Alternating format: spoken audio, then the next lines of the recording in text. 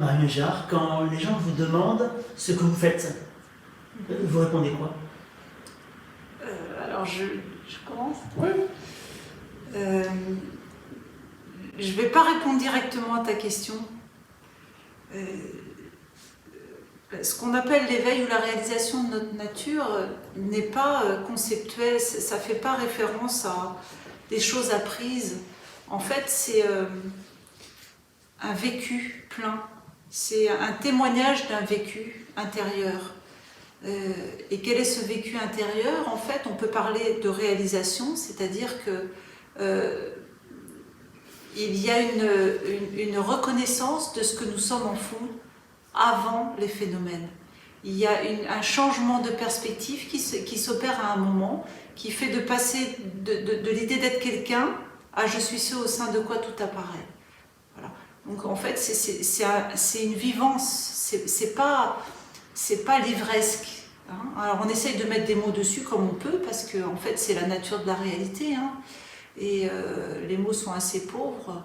Mais voilà, en fait, donc on met des mots sur l'insondable, sur l'innommable, on pourrait dire, qui est là, vécu plein, au sein de cet organisme et partout, parce que c'est pas quelqu'un qui vit ça, il n'est que cela, en fait. Ouais. Alors, j'ai un peu plus terre à terre, je me demande, mais qu'est-ce que vous faites, qu'est-ce que tu fais? Je dis, on s'occupe de la nature de la réalité. Qu'est-ce qui est vrai pour de vrai? Quelque chose de très basique, par exemple, est-ce qu'on pense les pensées ou est-ce que les pensées apparaissent? Je pars sur des choses très simples comme ça, enfin qui en tout cas moi me paraissent simples. Et sinon, ben voilà, qu'est-ce qui est vrai pour de vrai? C'est plus une démarche philosophique, mais philosophique maïotique à l'ancienne, quoi. Les philosophes présocratiques en Grèce interrogeaient les gens sur la nature de la réalité. En fonction de leur vécu interne, en fait, c'est oui, ça. Hein, il faisait complètement déjà ce qu'on appelle aujourd'hui de la non-dualité, enfin de la perspective non-duelle. Et la vraie philosophie, enfin, il y a très longtemps, la philosophie n'était pas dire ce que je pense, mais interroger les gens pour qu'eux-mêmes réalisent la nature de la réalité. Et en fait, la perspective non-duelle qui est proposée dans les traditions d'Orient, en particulier hindouisme et bouddhisme, mais pas seulement, ont un côté comme ça complètement introspectif, l'investigation. On parle de l'investigation du soi, du moi, du soi, de l'auto-investigation en fait, c'est-à-dire qu'on se questionne soi-même sur qu'est-ce que je suis en réalité. C'est Ramana Maharshi qui a mis de cette... Qui l'a rappelé, ça existe depuis très longtemps en Inde. En fait, Ramana Maharshi l'a clairement souligné, mais pas que lui, il y en a d'autres aussi, il y a deux voies royales vers la réalisation. C'est-à-dire ce qu'on appelle réalisation, c'est la réalisation de notre nature véritable. La réalisation que nous ne sommes pas ce que nous croyons être, nous ne sommes pas ce moi qu'on l'on croit auteur de plein de choses, nous sommes en réalité l'être. Et même en amont de cela, nous sommes ce qui est. Il n'est que ce qui est et nous sommes cela. Et réaliser ce qui deviendra une évidence passe par deux voies royales, la voie de la connaissance, la voie de l'amour. Et Ramana dit clairement que ces deux voies coexistent et se fondent, on ne peut pas aller au bout. Il y a besoin des deux voies pour arriver au but, on va dire ça comme ça. La voie de l'amour, c'est un peu celle que j'ai décrite dans ce qui m'est arrivé à travers l'expérience mystique, c'est-à-dire que ça peut commencer par une expérience mystique, mais généralement ça commence par demander à Dieu des choses pour soi. Souvent les gens ils font comme ça. Et en fait, ça veut dire déjà qu'il y a une croyance en un Dieu et en un pouvoir supérieur, en quelque chose d'autre qui peut nous donner le bonheur, nous apporter le bonheur, nous apporter ce qu'on souhaite. La voie de l'amour, c'est ensuite, c'est d'abord en fait, je devrais dire, la dévotion vis-à-vis du divin, on pourrait dire, vis-à-vis de ce qui nous dépasse complètement, vis-à-vis Dieu, vis-à-vis d'un maître, éventuellement vis-à-vis d'un enseignement. Dans le bouddhisme, c'est très fort ça. C'est-à-dire, ça consiste, la dévotion, c'est, dans vraiment le bon sens du terme, c'est remercier pour ce qui nous est offert. Remercier pour l'amour qui nous est donné. Remercier pour l'amour que l'on ressent. Remercier pour l'enseignement qui nous est donné. Remercier pour le maître qui nous apporte la connaissance et l'amour, etc. Et c'est déjà ça, la dévotion. C'est quelque chose de très beau, de très merveilleux. Et ça renvoie directement aussi à la nécessité de l'humilité. J'espère qu'on en reparlera plus tard, ça c'est vraiment important. Mais pour finir sur les deux voies, déjà la voie de l'amour, ensuite on va la retrouver chez les mystiques chrétiens. Je pense que l'un des plus grands dans ce domaine, c'est Maître Eckhart, qui a vécu au Moyen-Âge en pleine Inquisition, qui a échappé au bûcher de peu d'ailleurs, et qui lui aussi dit des phrases comme Jésus a dites, le Père et moi sommes un, des choses comme ça. Ce n'est pas moi qui agis, c'est le Père à travers moi. Bon, il ne l'a pas dit comme ça, mais vraiment, ça ressemble étonnamment à ça, quoi. Je n'ai pas les mots exacts, en plus il était allemand, ça a été traduit, etc. Et par cette voie de l'amour, on atteint effectivement cette évidence qu'en fait, il n'y a pas de différence entre ce que je suis et Dieu, que Dieu et moi sommes un, et que je n'existe pas en tant que tel. Il y a, comme on disait dans la présentation, je ne sais plus, rien n'existe de façon séparée. Rien n'existe de façon séparée. Et sûrement pas moi. Et ça, tous les mystiques arrivent à un moment donné à cette réalisation-là que non seulement, comme moi je l'ai vécu, tout est amour, et donc que je suis aussi amour, mais là c'est une fraction d'amour au sein de l'amour, et que, en fin de compte, il n'est que cela. Et c'est d'ailleurs déjà décrit dans les Védas qui écrivent 5000 ans avant Jésus-Christ, je suis dans la lumière est en moi, je suis la lumière. Et on peut remplacer lumière par amour, par paix, par joie, par autre chose. Je suis dans l'amour, tout est amour, je suis dans l'amour. L'amour est en moi, je suis moi-même une fraction d'amour. En moi, il y a cette étincelle de Dieu, d'amour qui vit. Et en fin de compte, il n'est que l'amour. Je suis l'amour. Le Père et moi sommes un. Et ça, c'est en fait les trois phases de la voie de l'amour. Et c'est en même temps, donc trois étapes, et c'est en même temps une seule et même réalité, simultanément. Je suis dans l'amour, l'amour est en moi, je suis l'amour. Est-ce qu'on pourrait aussi parler de l'inclinaison, en fait, devant ce qu'on peut appeler un maître, et qui est en fait la reconnaissance du divin en soi, en fait. Le maître n'est pas un maître dans la forme, mais juste la reconnaissance du divin à travers une forme. Et Mahananda Moyi, elle le disait d'une façon très belle, elle disait parfois le mental humain a besoin d'une représentation pour accéder à ce que nous sommes. Et c'est parfait, pourquoi pas, tout en sachant qu'en fait on ne s'incline pas devant le physique, mais devant le divin dans la forme, quoi. Oui, certains peuvent s'incliner devant une icône aussi. Mais le namasté en Inde, c'est je reconnais, ce que ça veut dire, c'est je reconnais le divin en toi, je reconnais l'être que tu es. C'est pas simplement dire bonjour. C'est un même divin ici, là. C'est important ça, et oui, c'est vrai que cette prosternation devant plus grand que soi, devant ce qui manifeste un amour plus pur que celui que nous sommes capables de manifester, c'est une forme de dévotion puissante en fait, qui est souvent négligée en Occident, et c'est dommage. Et l'autre voie, c'est la... Juste, ça m'évoque aussi ce qu'elle disait à propos du divin. Elle disait, le maître, lorsqu'il entre dans la forme, il devient le serviteur. Je trouve ça magnifique. Oui. C'est les deux en fait simultanément.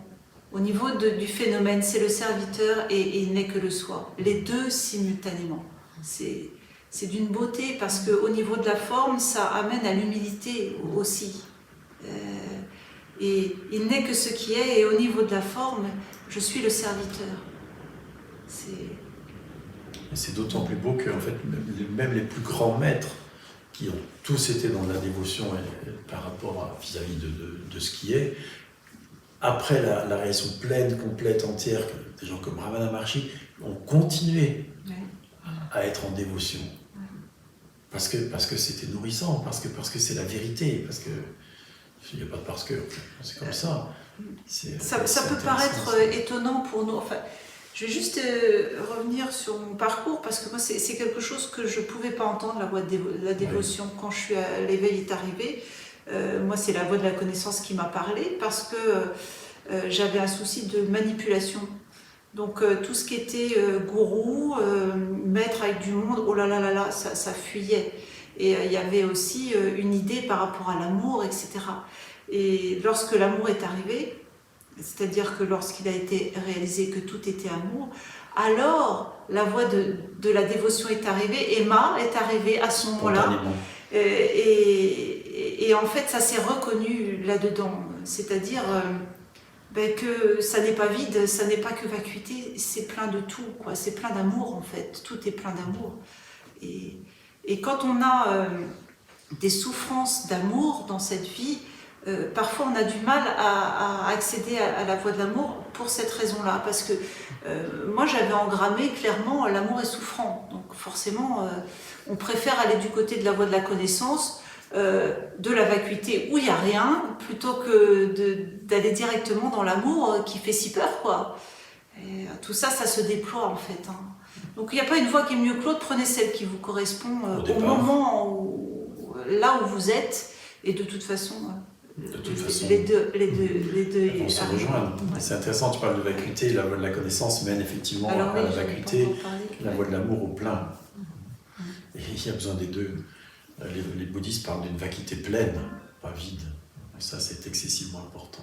C'est-à-dire que dans la voie de la connaissance, c'est le neti-neti, on part de l'impression d'un quelqu'un et on va progressivement défaire les voiles, c'est-à-dire je ne suis pas le corps physique, en regardant vraiment c'est quoi le corps physique, est-ce que c'est cette image-là ou des morceaux, ou jusqu'à réaliser vraiment que je ne suis pas d'abord le corps physique. Après, c'est est-ce que je suis le corps mental, est-ce que je suis le corps intellectuel? Non, non plus, parce que les pensées apparaissent d'elles-mêmes. Alors on arrive à je suis, et je suis lui-même. Est-ce que je suis juste je suis? En fait, je suis lui-même connu, donc on va découvrir qu'il y a encore quelque chose en amont de je suis, et jusqu'à la réalisation complète de ce qui est, qui va à ce moment-là réunir toutes les parties qu'on vient d'expliquer en une, c'est-à-dire tout est un, tout est un. Et ça, c'est la dernière étape, on en parlera plus tard. Et en fait, on arrive très vite à je ne suis pas ça, je ne suis pas ça, je ne suis pas ça. Et qu'est-ce qui reste? Je ne sais pas, l'inconnaissable ou vacuité. Et parfois, on reste là. Et j'ai souvent remarqué que quand on reste là, il manque quelque chose, parce que pour ma part, quand c'est arrivé à cette étape-là, il demeurait une impression de, une impression d'isolement, comme si l'amour mettait la reliance à tout. C'est-à-dire que la vacuité, je ne sais pas comment expliquer ça, c'est presque vide. C'est vide. Et en fait, on n'y trouve pas notre compte, il manque, ça sait qu'il manque quelque chose en fait. C'est pas plein, en fait c'est pas plein. Oui, c'est intéressant ça. Que si on y va du côté de la voie de la connaissance, on va regarder l'existence d'un moi, plutôt la non-existence d'un moi. Et lorsqu'on réalise que, oui, en réalité il n'y a pas d'auteur, on est envoyé directement à ce qu'on appelle je suis l'être. Et cet être, il peut poser le regard sur les phénomènes, c'est une chose, il peut se contempler lui-même. Il vient un moment où il se pose la question, mais je suis connu, qu'est-ce qui me connaît? On peut en parler de l'être, je suis. Et un jour, il y a absorption et retournement. Et à ce moment-là, il est clairement vu que tous les phénomènes sont vides, qu'en réalité, ils ne sont pas définitivement réels. C'est comme une brume, c'est dans les traditions, ils comparent ça à un rêve, à un film. c'est exactement cela. C'est-à-dire que tout est perçu comme non définitivement réel, comme non définitivement dense. Apparemment dense, apparemment réel, mais pas définitivement réel. Comme un rêve. Un rêve, on peut en parler, on peut le décrire, mais c'est pas réel, en vérité. Et pourtant, ça existe. Ce monde, il existe, et il n'est pas. Il n'est pas définitivement réel. Et lorsque ceci est réalisé, waouh, tout ça n'est pas réel. C'est vide de Vacuité. tout. C'est la vacuité.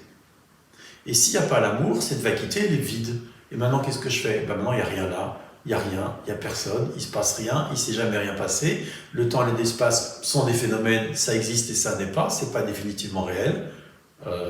Ok, et maintenant? Il y a comme une abstraction en Voilà. fait. Et certaines personnes restent bloquées là. Et peuvent sortir des grossièretés, entre guillemets, à des gens qui sont dans la souffrance. Et mais pourquoi tu souffres? De toute façon, il n'y a rien là. Non, non, c'est pas ça. Ça, c'est vraiment pas la fin. La fin, c'est lorsque tout se réunit, en fait. Et ça, c'est l'amour. C'est-à-dire qu'en fait, les phénomènes sont aussi ce qui est. C'est-à-dire que ce qui est à la fois l'inconnaissable qui connaît tout, et à la fois tous les phénomènes, simultanément, en même temps, en fusion parfaite. Et ça a toujours été comme ça, ce sera toujours comme ça, hors temps, hors espace. Et d'ailleurs, ça rejoint le signe du Namasté, ou ce qu'on fait aussi dans les traditions chrétiennes, où on croise les mains. Enfin, voilà, ça rejoint complètement ces gestes de prière. En fait, c'est la réalité. La réalité, elle est une, elle est en fusion, il n'y a pas deux. Et elle est vide et pleine, les deux à la fois, simultanément, de façon indissociable, tout le temps, tout le temps, tout le temps. Et évidemment, le mental ne peut pas le comprendre, ça.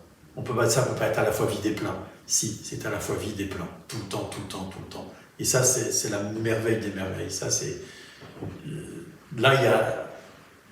attainment, je ne sais pas comment on dit, ça atteint quelque chose de profond. Là, la vérité, elle est là. Et il y a à la fois, à ce moment-là, et la connaissance, il n'y a rien là, tout est vide, et l'amour, la sagesse, et la connaissance, la sagesse, et l'amour, la dévotion, c'est plein. Il y a tout, il y a tout, et il y a tout, et il n'y a rien. Et il y a l'amour, et il y a la sagesse, et il y a la connaissance, et il y a la dévotion, en permanence, tout le temps, tout le temps, tout le temps, tout le temps, tout le temps. Il n'y a que ça. Le vide et la forme et le vide.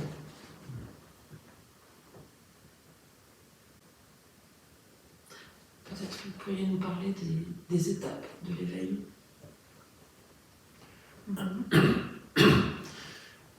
On en a un petit peu abordé là, c'est-à-dire que si on passe par la voie de la connaissance, c'est d'abord réaliser, voir, on pourra parler de façon différentes.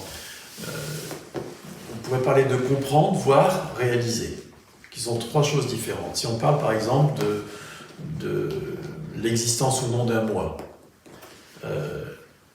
qu'est-ce que c'est moi? On va dire, moi c'est moi, ok, oui, mais c'est quoi les caractéristiques d'un moi? Déjà, on est bien en peine de répondre. Des gens vous dire, moi je suis mon corps, je suis ma mémoire, je suis mon histoire, je suis ce que j'ai vécu, mes pensées, etc. Non, puisque tu dis moi, mes pensées, mon corps, c'est pas toi tu es ce qui possède ça. Ce qui perçoit le corps. Ce qui perçoit le corps, Il y a ce qui toi et le perçoit corps. les pensées, ce qui a vécu quelque chose. Non. Et il y a un blanc parce qu'à un moment donné on se dit, mais en fait je ne sais pas ce que c'est moi.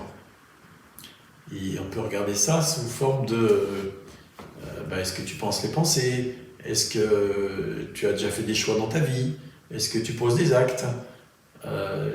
Et si on regarde de près, on voit que les pensées apparaissent, on voit que les choix se font en fonction de nos conditionnements, nos gènes, et on voit que les actes se posent d'eux-mêmes. Les gestes que je fais avec ma main, je ne les choisis pas, par exemple.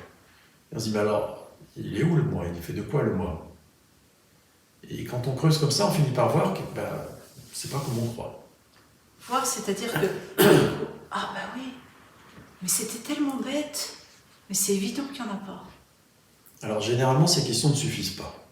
Il y a besoin d'aller plus en amont que ça et justement de découvrir l'être à travers des petits exercices du style laissez-vous percevoir l'espace, laissez-vous percevoir le silence avant tous les sons, essayez d'arrêter d'être, déposez tout, Des choses comme ça qui font que on touche l'être.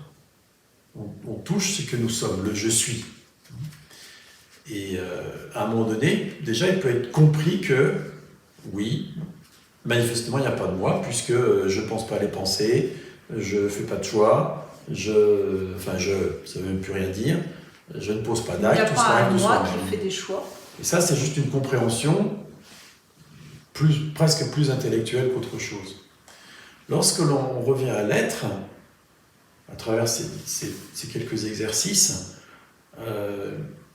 à ce moment-là, il peut être clairement vu qu'il n'y a pas d'auteur. Parce que déjà, l'espace, le silence, l'être, ce qui ne peut pas arrêter d'être, ce qui reste lorsque tout est déposé, ce je suis, il est vite vu comme n'étant pas auteur de quoi que ce soit. C'est-à-dire qu'on amène les gens à travers ces exercices à voir que oui, il n'y a pas d'auteur. Et en tant que ce qui ne peut pas arrêter d'être, on demande à cet être de regarder l'organisme. Et l'organisme, un tel ou un tel, il est vu que il est agi, en fait, que tout arrive de soi-même, et qu'il n'y a pas d'auteur non plus en sens 5, qu'il n'y en a jamais, qu'il n'y en aura jamais. Et ça, c'est, on va dire, la vision. Oui, c'est vrai, il n'y a pas d'auteur. Sauf que souvent les gens ont un doute après, parce que, oui, d'accord, j'ai vu qu'il n'y avait pas de moi, mais en fait, je continue à être en colère, à être triste, à être blessé, etc. Tout continue comme avant, il n'y a pas d'éveil. Et il peut aussi y avoir l'impression d'un aller et retour. Exact, c'est que tout se passe comme si le moi allait et venait. Voilà. Quand ça va bien, il n'y a pas de moi, et quand ça va mal, c'est qu'il y a un moi. Sauf qu'il n'y a pas de moi, il n'y en a jamais eu. Voilà, vous dites, je sais qu'il n'y a pas de moi, mais ça fait des va-et-vient. Le moi fait des va-et-vient. Et ça ne marche pas comme ça. Et ça, c'est très important, cette chose-là. C'est ce qui a bloqué la réaction définitive ici pendant des années, c'est qu'il y avait l'idée qu'avec l'éveil, il n'y aurait plus jamais de souffrance. Et ça, c'est faux. Et ça, c'est faux.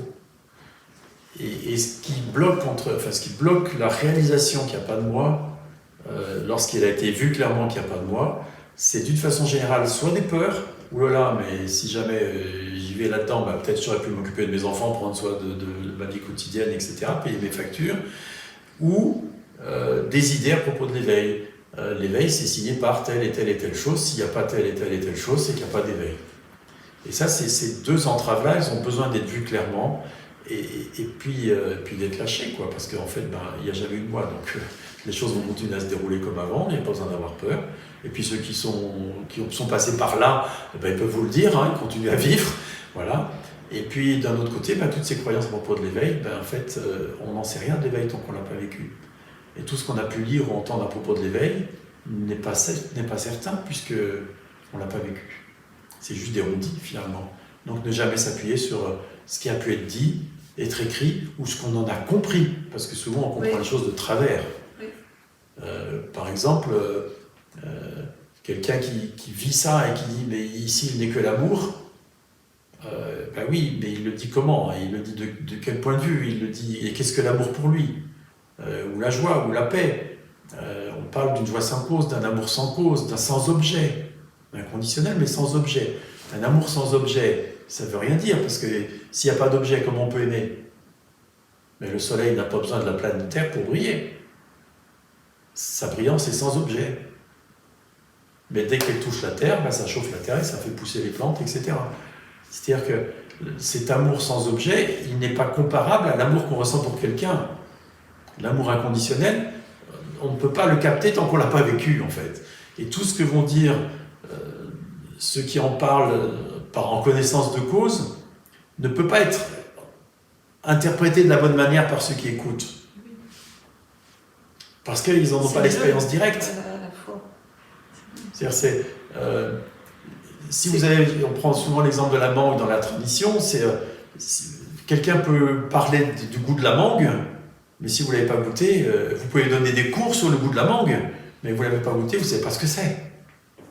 Et là, c'est pareil. On peut parler de l'amour inconditionnel ou de l'éveil, mais tant que vous ne l'avez pas vécu, vous pouvez donner des cours sur l'éveil. Mais vous ne savez pas ce que c'est. C'est d'ailleurs le reproche que faisait le Christ au docteur de la loi. Il parlait très bien de la loi, il parlait très bien de tout ça, il connaissait tout par cœur. Mais il n'avait pas vécu l'amour de Dieu, donc il ne savait pas de quoi il parlait. Donc ça va essayer de saisir des concepts. Ah ouais, d'accord, c'est ça. Et alors après, dans le vécu direct, si le concept ne correspond pas au vécu direct, ça va dire « Ah non, c'est pas ça ». C'est la raison pour laquelle souvent vous venez me voir et dites « Mais non, l'éveil n'est pas là ». Et dès que je vois, moi je vois très bien que c'est déjà là. « Ah mais non, tu sais, c'est juste mental ». Et en fait, plein de choses comme ça en fait c'est pas là parce qu'il y a vision et pas réalisation. Oui. Il y a encore des croyances ou des peurs qui font que ça descend pas. Ça ne s'incarne pas. Et autre chose, c'est que j'ai eu aussi, c'est mental. C'est-à-dire que parfois on me dit, c'est pas là, c'est mental. Et alors, mais qu'est-ce qui te fait dire que c'est mental? Et souvent, vous me répondez, ah, mais parce que il y a la connaissance, mais pas l'amour, par exemple. Et en fait, il y a une confusion entre la connaissance directe et la connaissance de la tête. En fait, il y a une réelle connaissance directe, mais ça se dit que c'est une connaissance dans la tête. En fait, pas du tout, c'est direct. Et ça ne voit pas ça. Donc, il faut poser le bon mot dessus pour que ça voit. Ah ouais, c'était pas comme je croyais. En fait, ça emmagasine des croyances à propos de ça. Et voilà ce que je voulais dire. Les croyances sont quasi systématiquement toujours l'écueil. En fait, on pourrait dire la grande différence entre, on va dire, des personnes qui vivent l'éveil et celles qui ne le vivent pas, pour mettre des mots dessus, hein, les mots ne diront jamais dire la vérité, ce ne sont que quelques croyances. La première, c'est la croyance en un moi. La deuxième, c'est la croyance en la réalité de ce monde. Lorsque ces deux croyances-là s'effondrent, il n'y a pas de moi, et ce monde n'est pas définitivement réel, il est comme un rêve. En Ce fait, sont juste des croyances. J'ai envie de dire, ne le prenez pas personnellement, parce qu'il n'y a personne là, donc c'est pas un moi qui s'adresse à un moi, et en fait, tout est déjà là. C'est le paradoxe. Et puis ce qu'on dit là, tous les sages de tout le temps l'ont répété encore et encore. Il n'y a rien de neuf sous le soleil.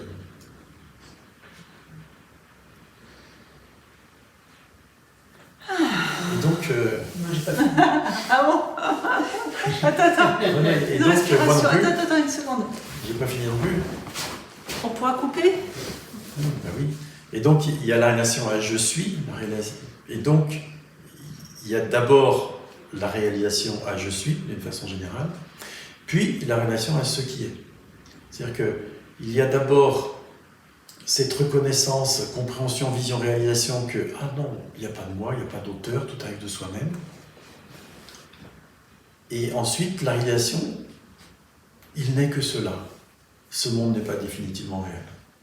Et là aussi, il peut y avoir compréhension, pas trop, on ne voit pas trop souvent ça, vision, puis réalisation que tout ça n'est qu'un rêve. Il n'est que ce qui est. Il n'est que ce qui est.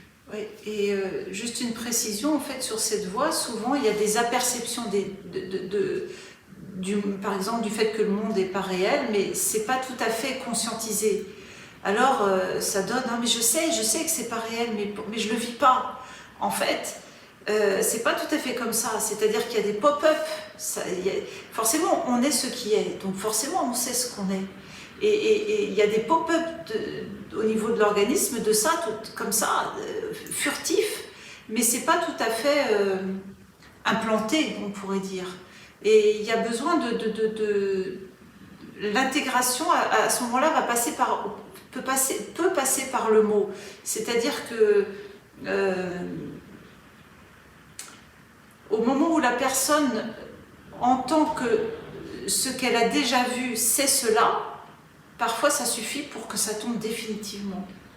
Parce que autrement, vous me dites « Ah, mais ouais, j'ai eu un pop-up, mais c'est quand même pas là. » En fait, ça suffit. Ça suffit. Ce moment-là suffit. Il est définitif en réalité. Combien de fois faut-il se brûler pour savoir que brûlant veut dire simple? C'est pareil. Et c'est pareil, s'il y a une recherche d'une expérience permanente, de vision permanente par cet organisme, que là il n'y a rien, que tout ça n'est pas réel, ça va tout bloquer. Il y a besoin de s'asseoir sur ce qu'on sait être vrai pour de vrai. Sur cette, ce n'est pas définitivement première réel. réalisation hors temps, hors espace. Cela n'est pas définitivement réel, il n'est que ce qui est. Il y a besoin de s'appuyer là-dessus, de s'enraciner là-dedans et de vivre en fonction de ça. Comme étant l'ultime réalité. Hein. Lorsqu'on dit on est ce qui est, comme l'a dit Marion tout à l'heure, ce n'est pas quelqu'un qui parle. Ça, c'est hyper important.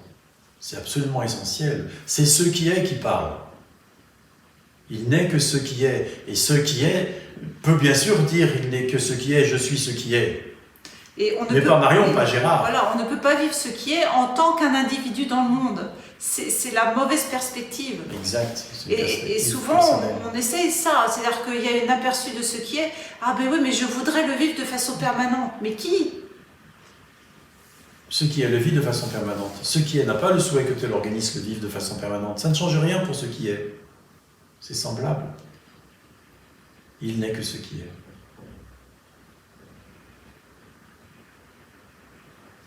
Vous avez, je pense, déjà répondu à la question, mais je la repose. Pour observer cette perspective de l'innovable, du ce qui est, moi j'ai un peu l'impression qu'il faut s'en retirer, être un arbitre. Et puis du coup, oui, mais à l'opposé, il y a la vie de tous les jours. Alors on fait comment là? Il y a une espèce de grand écart. C'est pas facile. Dans ce que tu dis, l'impression de séparation est là.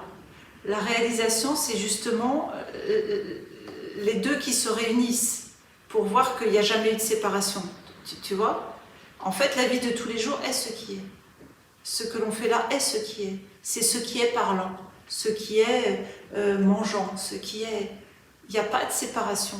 C'est que cela, il n'est que le soi sous cette forme-là. Tout le temps. Croire qu'il y a besoin d'être un ermite est juste une croyance.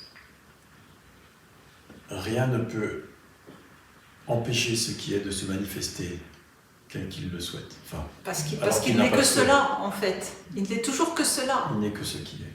Ça ne peut pas sortir de cela. Et à nouveau, ce n'est pas un éveil personnel. La réalisation, c'est justement réaliser qu'il n'y a pas de moi. C'est justement réaliser qu'il n'y a personne. S'inquiéter de mon futur, de comment je vais vivre demain, du quotidien, etc., c'est s'appuyer sur la croyance qu'il y a quelqu'un, sur la croyance qu'il y a quelqu'un qui vit quelque chose quelque part. C'est pas comme ça en réalité.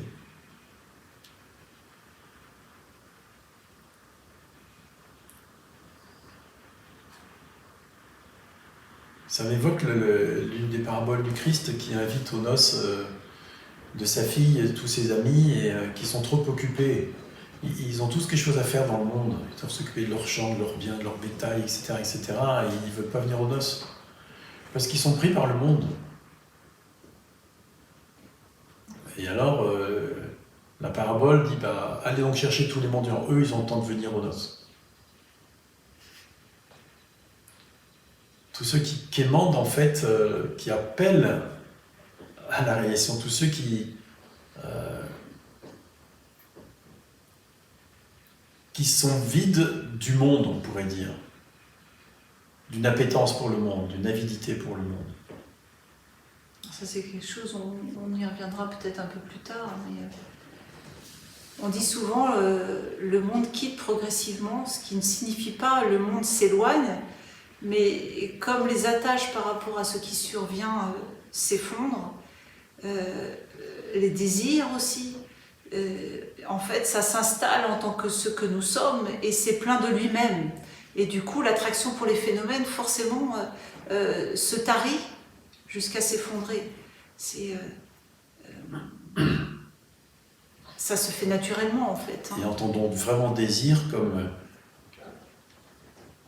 l'idée que quelque chose va nous apporter un bonheur durable. Que des biens, des acquisitions, des rencontres vont nous apporter un bonheur durable. C'est-à-dire que le désir, c'est toujours une projection dans le futur. On parle de désir lorsqu'il y a idée qu'il manque quelque chose là maintenant. Et qu'il faut chercher à combler ce manque d'une manière ou d'une autre, à travers des expériences, à travers un changement intérieur, une compréhension intérieure, etc. Et ça sous-entend qu'il me manque quelque chose de façon définitive, que je ne peux le trouver qu'à travers ces acquisitions. Et ça, c'est faux, parce qu'en réalité, nous sommes le bonheur que nous cherchons. Nous sommes la paix, l'amour, la joie, etc. que nous cherchons. pareil, puisqu'on parle du désir, de l'autre côté, il faut parler de l'aversion. L'aversion, c'est craindre quelque chose qui n'est pas là. Ou ne pas vouloir quelque chose qui est déjà là. C'est trop tard. Si c'est déjà là, c'est déjà là. Et refuser, être en aversion vis-à-vis de ce qui arrive, ne sert à rien.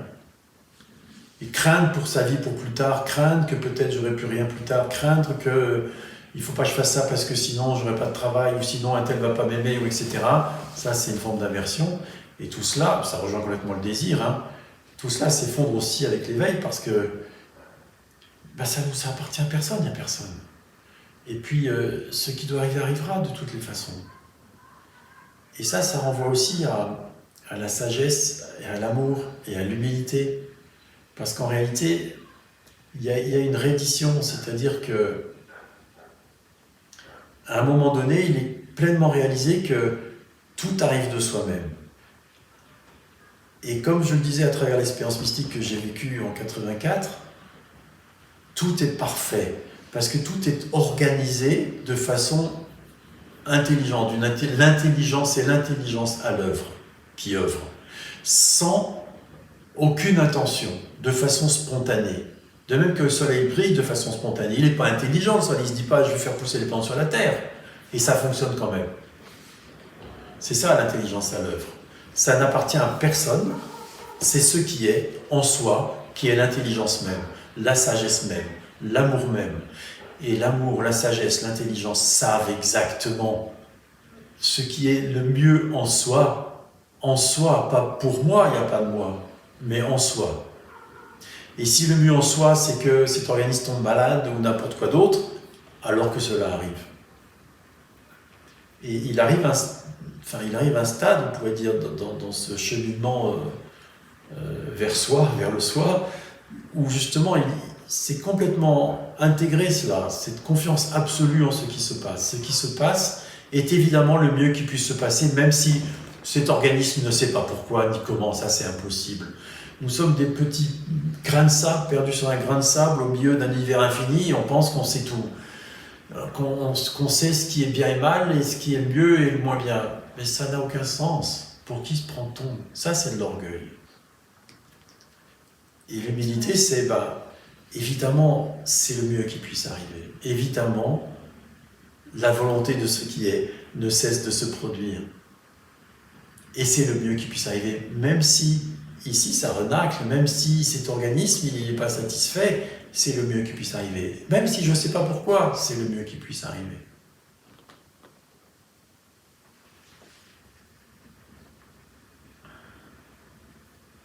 Et ça ne veut pas dire que c'est facile. Ça veut dire que c'est à chaque fois une invitation à plus de soi, à plus d'éveil. En fait, c'est même pas dans le chemin vers le soi, c'est l'intégration qui se passe là. C'est-à-dire que le soi était réalisé et en fait, ça s'intègre au fur et à mesure. Il y a des compréhensions de plus en plus fines, des compréhensions intimes de plus en plus fines. Et voilà. Ouais. Les vasanas se défont dans la douceur. Les tendances vasanas, c'est tendances mentales latentes. Donc très névrotique, on pourrait dire en Occident. Le conditionnement dysfonctionnel.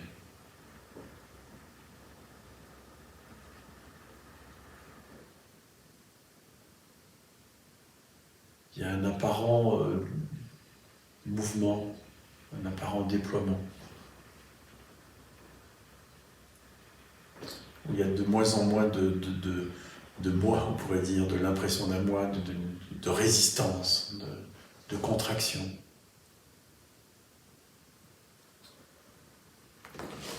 Du coup, on pourrait dire qu'il y a des étapes. On pourrait dire qu'il y a des étapes. Après l'éveil. Après l'éveil. Oui. Je parlerais plus d'un déploiement constant que d'étapes. Enfin après, comme dit, pour nous, on distingue deux grandes étapes. La première, c'est la réalisation je suis, il n'y a pas de moi, je suis, l'être, dont parlent les philosophes. La seconde réalisation est, il n'est que cela, l'univers entier et tout ce qui s'y déroule n'est pas définitivement réel. Tout est le soi. Tout est le soi. N'a pas d'existence séparé, rien à distance séparée de Propre, ce qui est autonome. propre, autonome. Oui. Ça, ce seront, on pourrait dire, les deux grandes Parce que étapes. c'est là, en fait, c'est là directement, c'est Ça, là. c'est dans la voie de la connaissance. Dans la voie de l'amour, on va distinguer l'idée d'être quelqu'un en dévotion. On va distinguer ensuite ce qu'on appelle Vaita Advaita dans la tradition hindoue, c'est-à-dire une dualité non duelle. Je suis une étincelle de Dieu, d'amour, au sein d'un océan infini d'amour qui est Dieu. C'est ça dans la voie de la dévotion. C'est la deuxième étape. Et la troisième étape, la première étape, c'est le début, c'est là où tout le monde est, c'est pas vraiment une étape. Hein. La première marche, on pourrait dire, c'est ça. On réalise que nous sommes une étincelle divine au sein d'amour, au sein de l'amour. Et la deuxième étape, c'est il n'est que l'amour. Il n'y a pas de séparation.